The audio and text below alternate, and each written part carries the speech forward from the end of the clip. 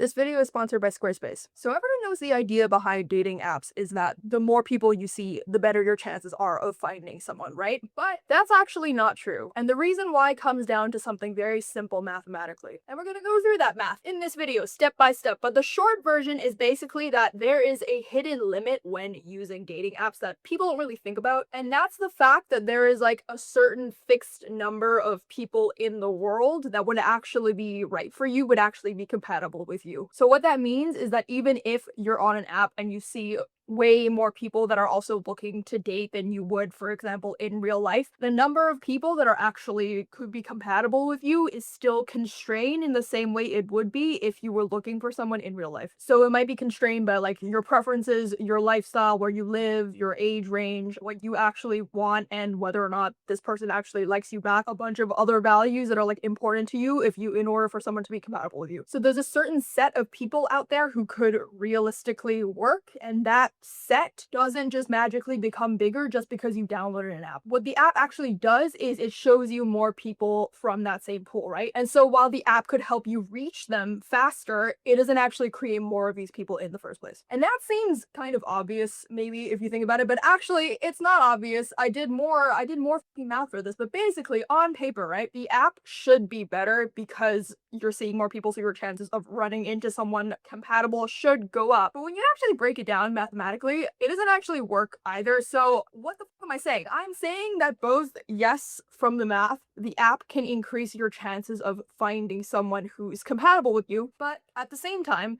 it also makes your chances of being with someone compatible worse. And that sounds contradictory, but don't worry your little brain about it, okay? I'm gonna fucking break it down step by step. I'm gonna hold your fucking hand through it, okay? We have to go through the math. Everyone's favorite subject, your favorite subject, okay? So pay attention, is gonna be great. Okay, so let's start by talking about population size, right? So let's imagine that there are an n number of people that you could possibly meet. So this would be like the population of your city or like your town, etc. Like the number of people that you could possibly run into. So that's gonna be n. And then out of those people, there's a smaller group, which we're gonna call C, right? So C is basically just the group of people who are actually compatible with you. So when I use the word compatible in this video, I mean like people who are truly compatible with you, like you share the same or similar values, or the right age for you, your personalities would go well together, etc. Like the things that would realistically mean that this person would be right for you long term. And the number of people in that group, we're gonna call that K, okay? So K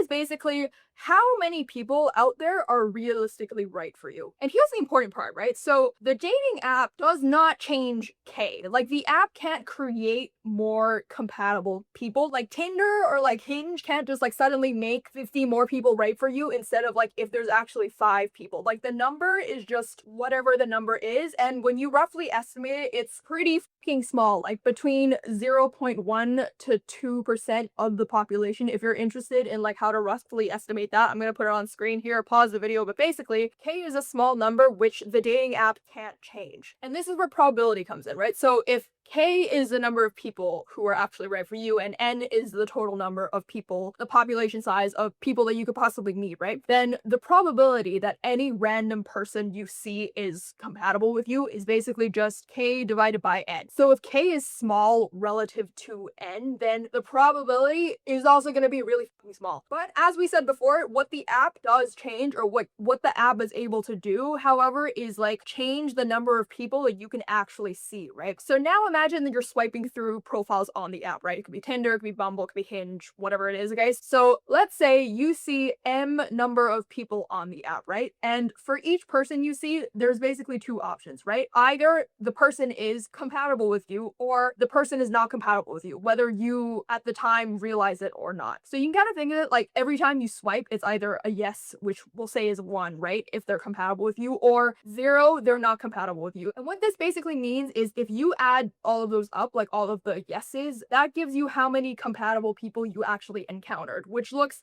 complicated, but it's actually very simple. But basically, it means that on average, the expected number of compatible people that you run into would be how many people you saw multiplied by how rare compatibility actually is. And that's how we get this, right? So like people seen times probability that they're compatible. And that probability, like how rare it is to find someone who actually fits you, comes from the fixed number that we talked about earlier. So when you put it all together, right, the app can increase how many people you see, but it doesn't actually change how rare compatibility is. Now, if you actually plug numbers into this formula, right, it actually gets even more interesting. So let's just say, for the sake of the example, that about 1% of the people you see are actually compatible with you, right? Which is in line with like general studies and estimates on this. So here we're gonna say P is 1%, so P equals 0.01. So using P, let's compare your chances in real life versus using a dating app. So we're gonna start with real life. So let's say in real life, over the course of like a week, right, you meaningfully encounter around 100 people. And I know immediately one of you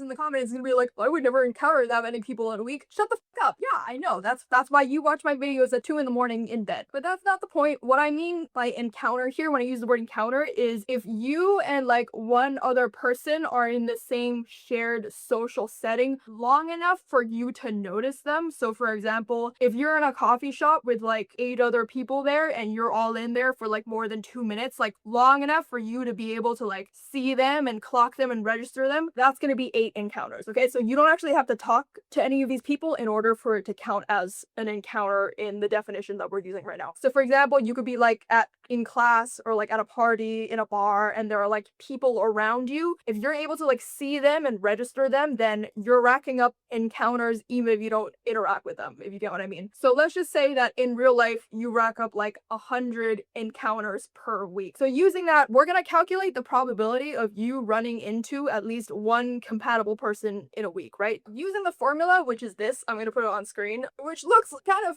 complicated, but basically it's actually really simple. What it means is, because we said that P equals 0.01 because each person you see has 1% chance of being compatible with you, it also means that 99% chance they're not compatible with you. So that's what the 1 minus P, which is equal to 0.99. So if you encounter or you see 100 people, that's going to be M, right? So the chance that every single one of those 100 people that you see is not compatible, is a mismatch with you, is basically 0.99 times 0.99 times 0.99 times 0.99 100 times, right? So that's the same as 0.99 to the power of 100. And that comes out to around 0.37 or 37%. So basically, that means that there's a 37% chance that you find nobody that week. Which also means that the chance that you find at least one compatible person that week is 1 minus 0.37, which is 0.63. So about 63%. So in real life, you have about a 63% chance of running into at least one compatible person in a week.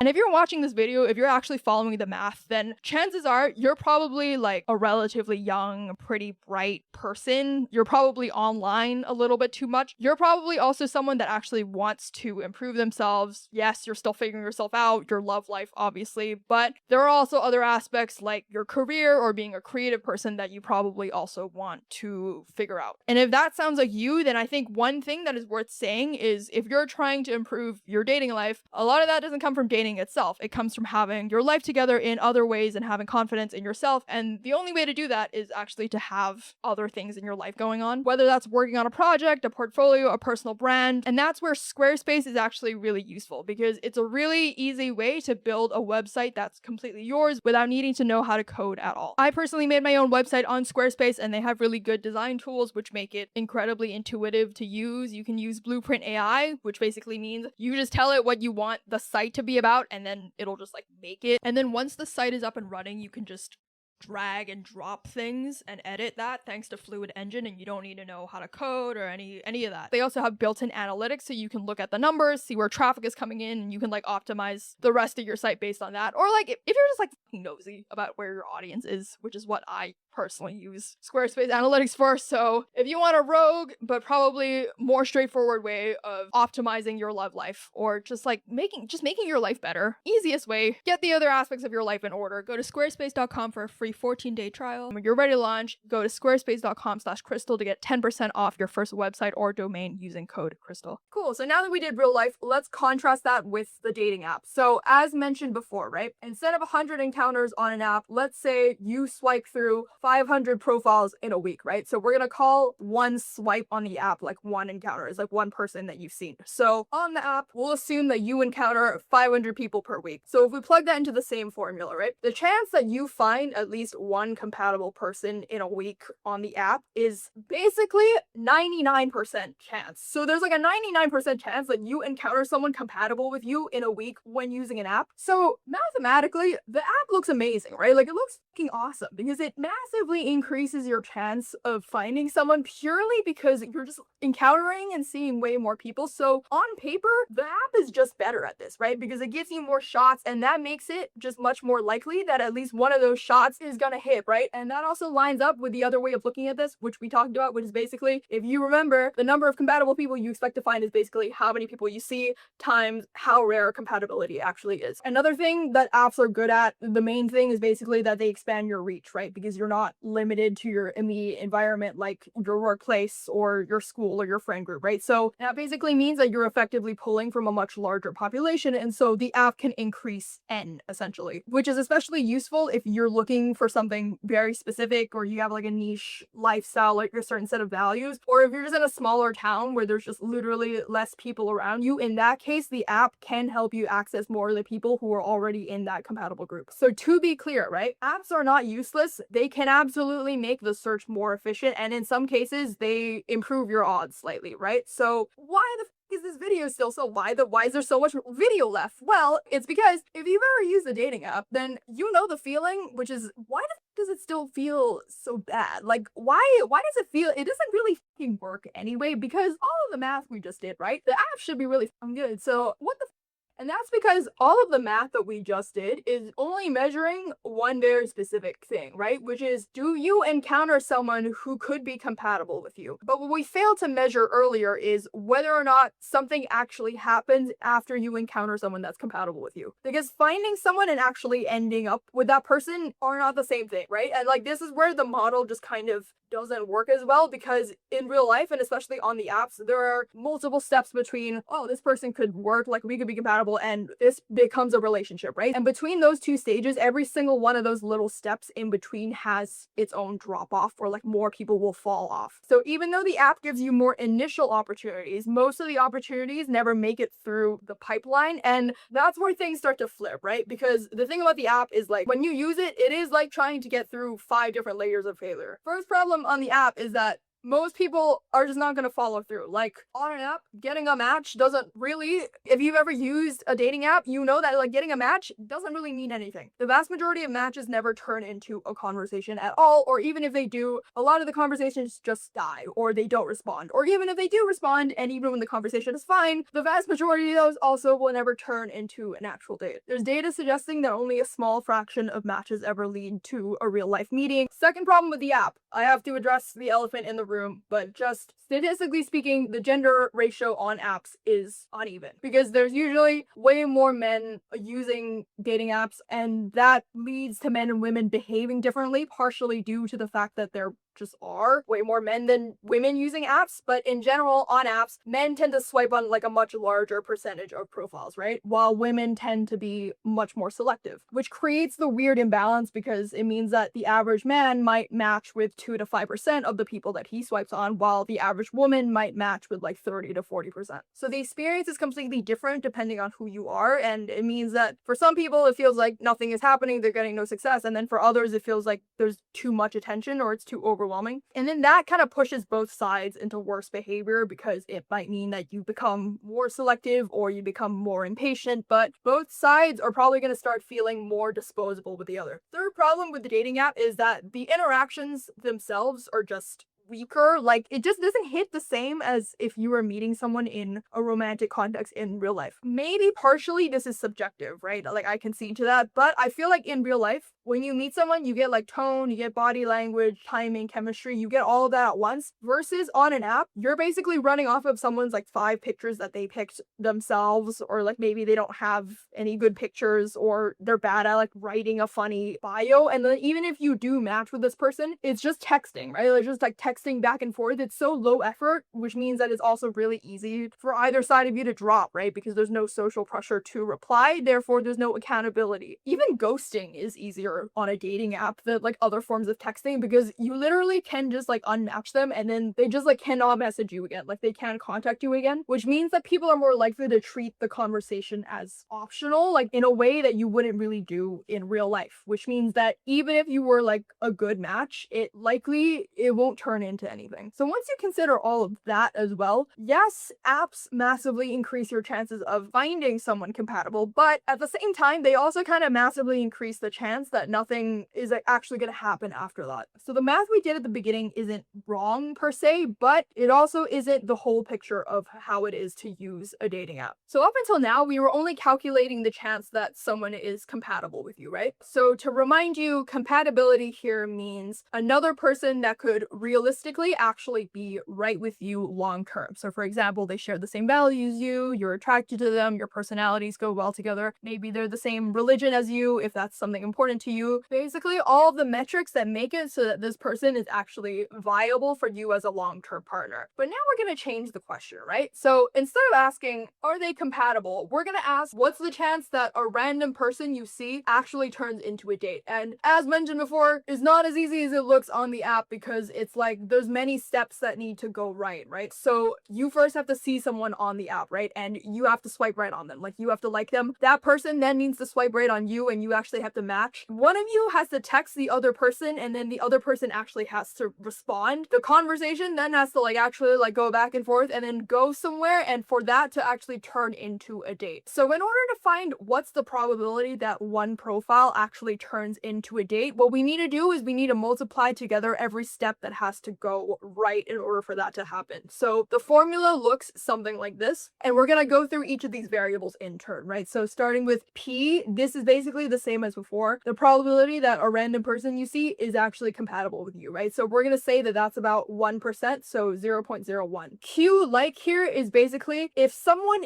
is compatible with you, what's the chance that you actually swipe right on them on the app? Because you don't swipe right on everyone, right? Even if they're a good match for you, because maybe their photos are bad or like their bio is not that good or something. So in reality, some of the people that could be compatible with you are probably gonna like slip through, even though if you met them, you would like really like them, right? But obviously I'm gonna account for the fact that it's probably more than likely that you would swipe right on someone compatible with you, since their profile, even if it's not perfect, is still probably gonna give you some indication of them as a person and like whether or not you would get along with them, or like at least whether or not you'd be attracted to them. So let's say that the probability that you swipe right on them is 60%, so 0.6. And then moving on to Q match, this is basically if you swipe right on this person, what's the chance that they also swipe right on you and you guys actually match on the app? Again, this isn't guaranteed, right? So let's say for this, we're gonna put 30%, so 0.3. R is basically the reply / the engagement rate. So what that means is even if you match with this person, what's the chance that that actually turns into a conversation? Because a lot of matches just kind of sit in your inbox and like no one talks to each other. So let's say for that, we're gonna put 20% or 0.2. And then finally, C is conversion to date. So what that means is even if you're talking to this person, what's the chance that you are actually going to meet them in real life? So let's say for that, it's about 14% or 0.14. So what we're doing here is we're taking one random profile that you see on the app and we're multiplying it by the probability that it survives every single step of that process, right? So if you multiply all of that together, you get about 0.000504, which is 0.005%.